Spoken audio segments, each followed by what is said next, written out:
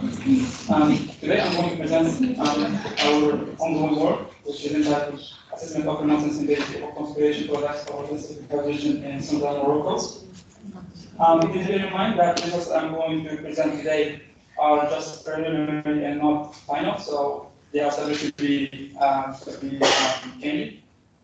As our study area is located in southern Morocco, and given that a large part of our country is among the different regions that have a Mediterranean climate, alongside the different countries in the Mediterranean basin, the southwest and south of Australia, the Western Cape of South Africa, Central Chile, and California, where these regions have as characteristics a cool and mild winters, even that they are short compared to summers.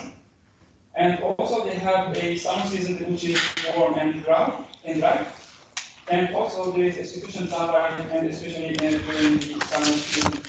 And in the daylight of these characteristics, the bulk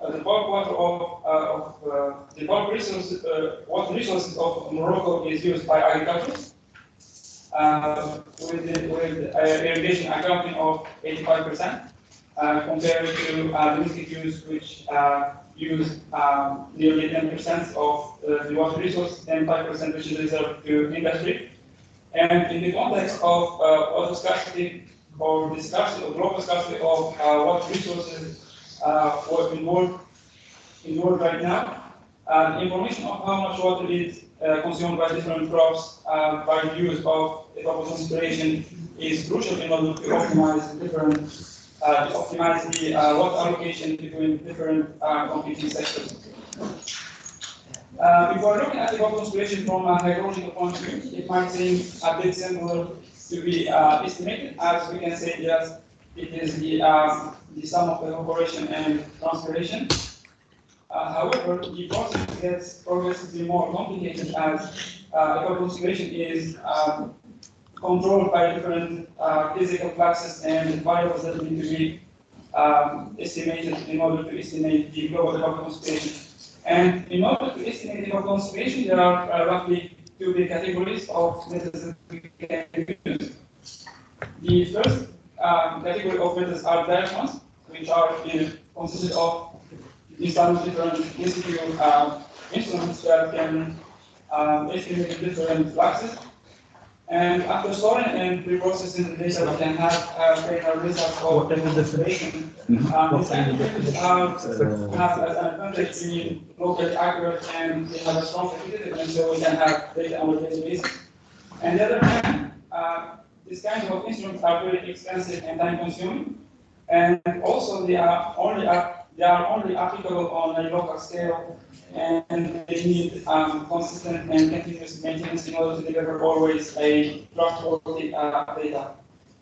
The second category of methods are based directly on remote sensing data. After processing remote sensing imagery, we can apply different models and have maps of evaporation and evapotranspiration. This kind of methods are less expensive compared to the first one, and they offer a global coverage, and they are more simple to be implemented. And also they have as a drawback that they need a high technical skills, and also as there are many parameters in order to be estimated, and also there are data gaps that are subject to be, especially when there are clouds in the scenes, and also based on the temporal resolution of the different satellites that we can use. So the main objective of our study is not to account between the two kinds of methods, but just to use one in order to validate the other. So this study aims to assess 4 remote sensing-based evapotranspiration products of density terrain using various flux towers implemented in 5 agricultural fields. And these agricultural fields are a rainfed wheat field, a furrow bed wheat field, a drip irrigated wheat field, an oil field, and finally an orange field, and they are all around the city of Marrakesh. This table depicts the dates relative to each eco-value station in different fields. We had some constraints of having a longer periods in some cases, but in general we have united in order to complete this validation process. And for the products that we used in this comparative study, the operational simplified surface energy balance model, Mod 16, Wapor, and PET monitor. Each one of them has its own characteristics. So, for example, in terms of spatial coverage, except of Wapor, all products offer a worldwide global coverage, while Wapor only are available on over Africa and the Middle East. In terms of spatial resolution, Wapor has the highest one with 100 meters, followed by 116 with 500 meters, and finally there is operational set and PET model with 1 kilometer. And in terms of temporal resolution, the most highest one was the ET monitor temporal resolution, which gives us image daily, followed by 116 with 30 and finally operational set and Wapor with a decoupled temporal resolution. For the methodology that we followed, it was straightforward. Both operational sets and Wapor need no pre-processing, so they were used directly in the validation process. While Mod 16 and PET monitor, their data were stored in different scales, so we have to use and apply different correction coefficients in order to have data with the same scale as our institute data. And for our institute data, after processing them and having active local inspiration, we aggregate this data in order to have, we aggregated them into 8 and 10 days so we can have a comparable data with different temporal resolution of the products that we have.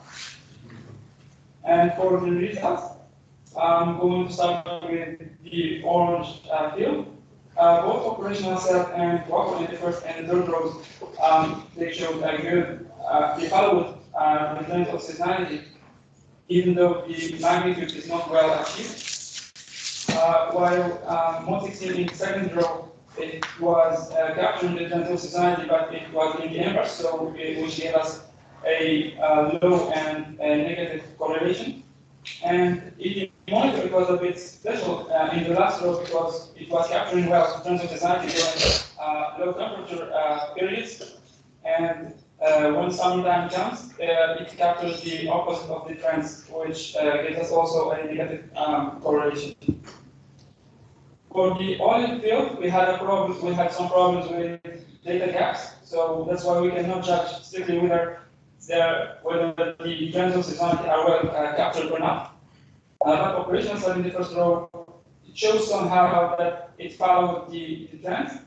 Mod 16 in the second row, it was just, it kept a low profile against our institute data. However, in the third row, it was just incomparable with our data, and PET monitor in the last row, it was very underestimating of PET values. For the drip agent weight here, we had only 5 months of data, so we cannot here judge whether the trends are well captured or not. But operational set in the first row, it has a high overestimation and also a low correlation. Both Mod 16 and Wapor, they had a good correlation, even though Mod 16 was underestimating ET values and Wapor was overestimating them. And ET monitor in the last row, it keeps always a low profile, and it was underestimating ET values in this site also. For the correlated weight field, it was like the previous one. We had only 5 months of data. Operational set and Mod 16 in the first and second row respectively, they had a low resolution, and they were both underestimating ET values. However, in the third row, it was good in terms of correlation, even though it was a small underestimation in this field. And finally, ET monitor, it was also underestimating ET values in this field also. And in the final field, which is the relative wheat field. Here we had some interesting results because mainly all products were following the trends of seasonality. Even though the weakest performance was reported by operational service with very low correlation, while mode 16, second row, and if you monitor in the last row, and in contrast of the previous performances in the other and the previous fields, they were capturing well the terms of seasonality, even though the magnitude is not well achieved. And to sum up with some statistical metrics, in terms of correlation, Wapper has was the most consistent one with 3 high correlation, but the highest correlation was recorded by 116 in the regulated wheat field. In terms of RMC, the lowest one was recorded by Wapper in the ranked wheat field with 0.7 millimeter per day. And in terms of device, there was a general trend of underestimation in nearly all the fields, except in the orange field and the regulated wheat field. And those two overestimation were recorded by both operational staff and operators respectively. As a conclusion of this work, we believe that some fair results were found, but further investigations are required, especially in the linkage between the spatial resolution of the different products and the footprint of the